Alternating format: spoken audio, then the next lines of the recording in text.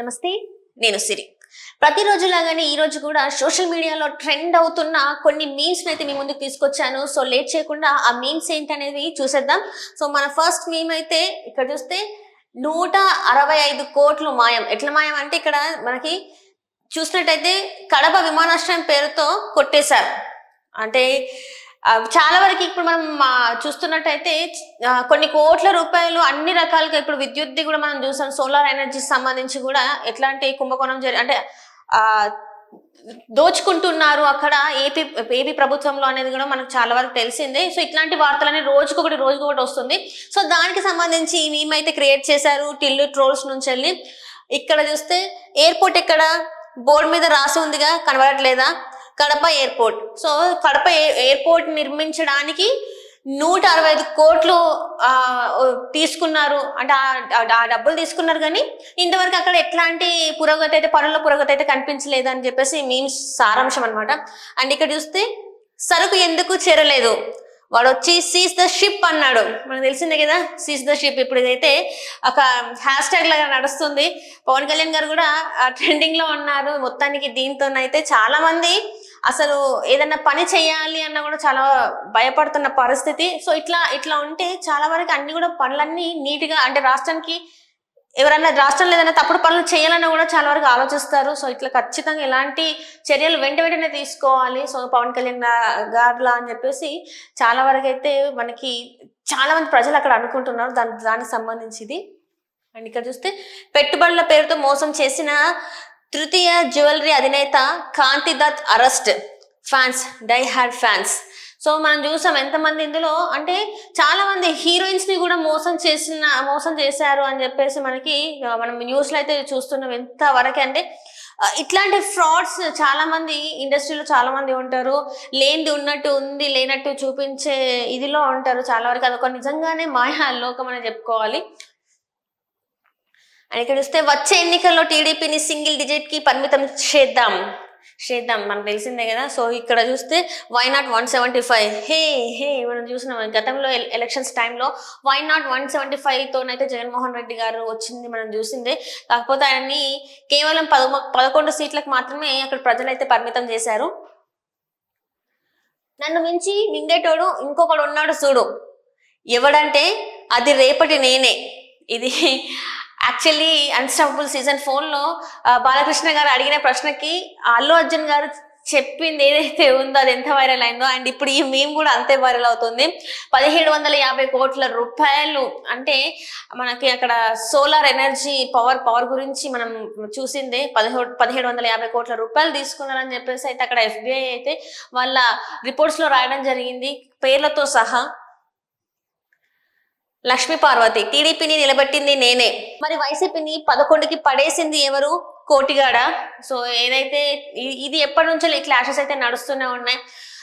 టీడీపీని అంటే గతంలో 90s నుంచి మనం చూసుకున్నట్టయితే ఈ రైవలరీ ఏదైతే ఉందో అది జరుగుతూనే ఉంది. టీడీపీ లక్ష్మీ పార్వతి గారు అయితే ఇప్పుడు వైసీపీలో ఉన్నారు. ఆమె ప్రతిదీ కూడా చాలా వరకు టీడీపీ నేతల గురించి ఆమె మాట్లాడుతూనే ఉంటది. సో ఆ పార్టీని నిలబెట్టింది కూడా నేనే అని చెప్పి మాట్లాడడం అనేది కొంచెం మరి అది నిజమో కాదని మనకు తెలియదు. సో ఈ మీమ్ అయితే చాలా వైరల్ అవుతుంది.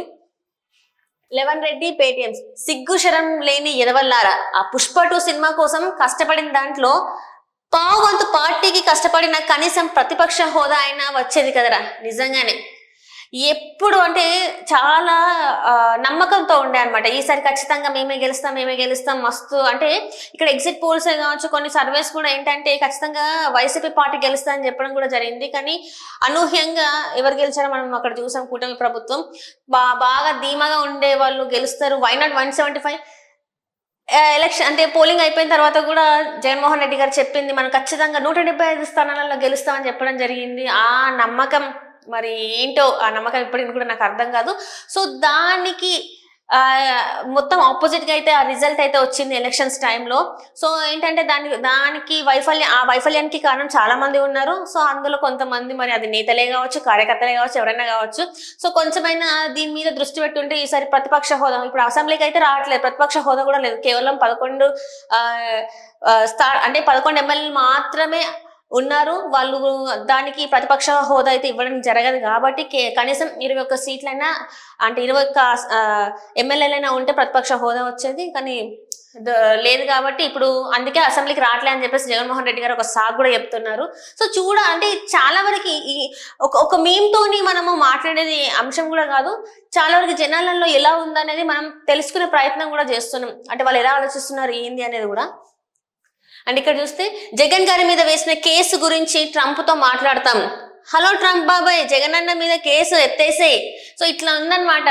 వీళ్ళు మాట్లాడే మాటలకు కూడా కొంచెం కూడా అంటే ప్రతిసారి వీళ్ళు కమిడియన్స్ అయిపోతారు. ప్రతి మాట కూడా ఆలోచించి మాట్లాడతారు అర్థం కాదు కానీ. సో వీళ్ళు ఏ మాట మాట్లాడినా కూడా అది ఖచ్చితంగా ట్రోలింగ్కి అయితే గురవుతుంది. వాళ్ళ మాటలే వాళ్ళకి శాపంగా మారిపోతాయి చాలాసార్లు. అండ్ ఇక్కడ చూస్తే మా నమ్మకం నువ్వే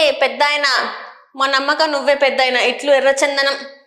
సో ఈ పెద్దాయన ఎవరో మీకు అందరికి అర్థమయ్యే ఉంటది. చాలాసార్లు ఈయన గురించి మాట్లాడిన సందర్భాలు ఉన్నాయి. ఈయన వాటికే ఫేమస్ అని కూడా చాలా మంది చెప్తూ ఉంటారు. సో ఈయన ఎవరో మీకు అర్థమై ఉంటది. సో నెక్స్ట్ మేమైతే చూద్దాం. జగన్మోహన్ రెడ్డి గారు ఒక్క రోజు మొత్తం నిజాలు మాట్లాడితే జీవితాంతం జైల్లోనే ఉండే పరిస్థితి ఉంటుంది. ఇంత మాదిరి ఓరు రాడు. ఇక్కడ షర్మిల గారు మాట్లాడింది ఏంటంటే జగన్మోహన్ రెడ్డి అసలు నిజాలే మాట్లాడడం, మొత్తం అబద్ధాలే మాట్లాడారు. కానీ ఒక్కసారి నిజాలు మాట్లాడడం స్టార్ట్ చేస్తే మాత్రం ఇంకా అంతే ఆయన జైలుకి పరిమితం అవుతారని చెప్తున్నామే. అండ్ ఇక్కడ చూస్తే బూతు సినిమాలు తీసే ఆర్జీవీకి మా పార్టీకి సంబంధం లేదు. ఆ సినిమాలో హీరో ఆయన మర్చిపోయాడేమో. మనం చూసాం కదా వ్యూహం, మరి వ్యూహం 1 వ్యూహం 2 మరి ఎవరి ఆ సినిమాలో మర్చిపోయింది పాపం.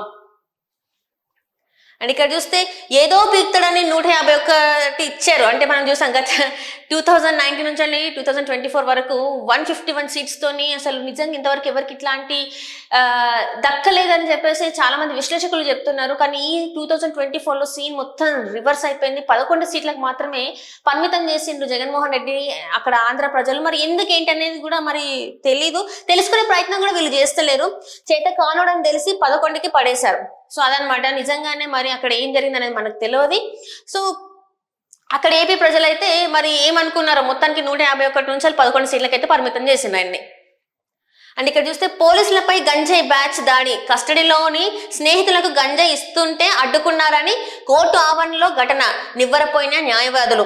ఒకవేళ జగన్ మళ్ళీ గెలిచుంటే ఒకప్పుడు ఆంధ్రాలో పోలీసులు ఉండేవాళ్ళని చెప్పుకునే వాళ్ళు. ఇది అంటే ఆ రాష్ట్రంలో గాంజాయి రాష్ట్రంగా కూడా గాంజాయికి క్యాపిటల్ అని కూడా కొన్నిసార్లు మాట్లాడిన పరిస్థితి ఉండే. అక్కడ కొన్ని కేజీల కొద్దీ గంజాయి దొరికిన పరిస్థితులు కూడా మనం చూసాము. సో దాని గురించి ఇది అసలు కోర్టు ఆవరణలో ఈ గొడవ జరిగిందంటే అర్థం చేసుకోండి అక్కడ ఎట్లా ఉంది యూత్ అనేది. అండ్ ఇక్కడ చూస్తే నీ గురించి అమెరికా పోలీసులు ఏంటన్నా చెప్తున్నారు. ఇక్కడ చూస్తే శాల్వాలు కప్పి సన్మానం చేస్తామని రమ్మంటున్నారు. ఇక్కడ జగన్ పై మరో ఉచ్చు. అమెరికాలో జగన్ పేరు, అమెరికా బోన్ లో జగన్. సో ఇక్కడ చూస్తున్నట్టయితే ఇప్పటికి ఆల్రెడీ సోలార్ ఎనర్జీ ఏదైతే పవర్ సంబంధించి 1750 కోట్ల రూపాయలు అయితే ఆయన అంటే లంచంగా తీసుకున్నాడని చెప్పేసి అక్కడ FBI పేపర్స్ లో అక్కడ ప్రభుత్వం అయితే పొందపరచడం జరిగింది. డైరెక్ట్ గా అఫీషియల్స్ అని కూడా రాసేసి సీఎం జగన్మోహన్ రెడ్డి అని కూడా వాళ్ళు ఆ పేరుని పొందపరచడం జరిగింది. సో ఇట్లా పొందపరిచిన తర్వాత కూడా మాకు దానికి ఎలాంటి సంబంధం లేదని చెప్పేసి అయితే జగన్మోహన్ రెడ్డి గారు మాట్లాడడం కొంచెం ఆశ్చర్యాన్ని కలిగిస్తున్నాయి. అండ్ ఇక్కడ చూస్తే బిఫోర్ అండ్ ఆఫ్టర్ మనం చూడొచ్చు. ఆంధ్ర రోడ్ల గురించి ఇక్కడ తెలంగాణలో కూడా తెలంగాణ నేతలు కొంతమంది మాట్లాడిన సంఘటనలు కూడా చూసినాం. ట్విట్టర్లో కూడా ట్వీట్లు చేసినవి కూడా మనం చూసినాం. Before and after. బాబు గారు పని చేయకుండా ప్యాలెస్ లో కూర్చోడానికి 11 అనుకున్నారా చంద్రబాబుండా. సో ఇది మనకి తెలుసు కదా ఎంత వైరల్ అయిందో అట్లా అనమాట. అండ్ ఇక్కడ చూస్తే నేను నిజాలు మాట్లాడతాను, అబద్ధాలు చెప్పను. నాన్న కూడా అనేవాడు ఇలాగైతే ఎలా బ్రతుకుతావురా అని. వైఎస్ఆర్ అలా కాదురా. సో ఇదనమాట. జగన్మోహన్ రెడ్డి నిజాలే మాట్లాడతాడంట, అబద్ధాలు మాట్లాడంట. ఇలా మాట్లాడితే మరి ఎలా బతుకుతావు అని చెప్పేసి రాజశేఖర రెడ్డి గారు కూడా అనేవాళ్ళంట. మరి అది పైన రాజశేఖర రెడ్డి గారికే తెలవాలి మరి ఏందనేది కథ. అండ్ ఇక్కడ చూస్తే జగన్ అక్రమాస్తుల కేసులు పూర్తి వివరాలు అందించాలని సిబిఐ ఈడీలను సుప్రీంకోర్టు ఆదేశించింది. కేసు పూర్తి వివరాలు 2 వారాల్లోగా అందించాలని పేర్కొంది. ఇప్పుడు మా అన్న పరిస్థితి ఏంటో తెలిసిందే కదా.